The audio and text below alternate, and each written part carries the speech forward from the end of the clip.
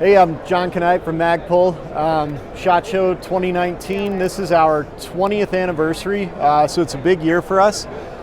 A lot of new product releases this year. We've got a 50 round drum for SR25 pattern, large frame ARs, a long action version of our Pro chassis, CZ Scorpion parts, MP5, and a new knife and eyewear program over at our other booth over here. So exciting year.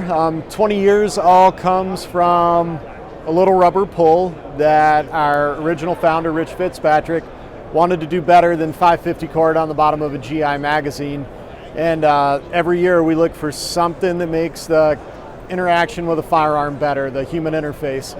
And right at 40 to 50 some unique products coming from 2018, and we're going to keep that pace into 2019 with new product development, so stay on the lookout.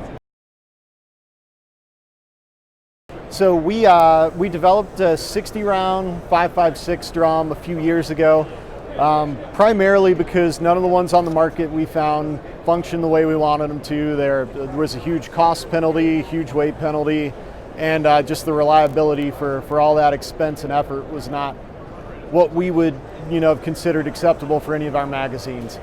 We had a lot of military interest. The Marine Corps has got their IAR, which is an infantry automatic rifle, higher volume of fire than they anticipate with the M4. That led into us looking for a drum mag. We'd tried a coffin mag. We actually had a patent on it and could never get the coffin mag to work 4 columns into a single feed. So went back to the drum. Took a couple years to do, but we were really successful with it. Fortunately, all the lessons learned from that made the 308 drum fairly uneventful in development for us. So we wanted to take that capability from the 5.56 drum and scale it up for the SR25 and DPMS pattern rifles that use SR25 pattern mags. There's a million of them out there. Companies release new ones, so it made a lot of sense for us. So that's where that came from. It was a continuation of the D60, and 50 rounds was the right footprint to be shorter than our 25 round magazine in height. So that's really the only penalty you're paying is the width a little bit and the weight. It's 1.5 pounds unloaded and 4.5 loaded. So 308 ammo, 50 rounds of it gets pretty heavy, but it runs like a champ. So the bipod was an attempt for us to get the feature set of much more expensive bipods in the $300 to $500 range down to the price that people are accustomed to paying for it. That's the value proposition we strive for at Magpul. So it pans, tilts. It's got a knob on the bottom so you can lock those features out.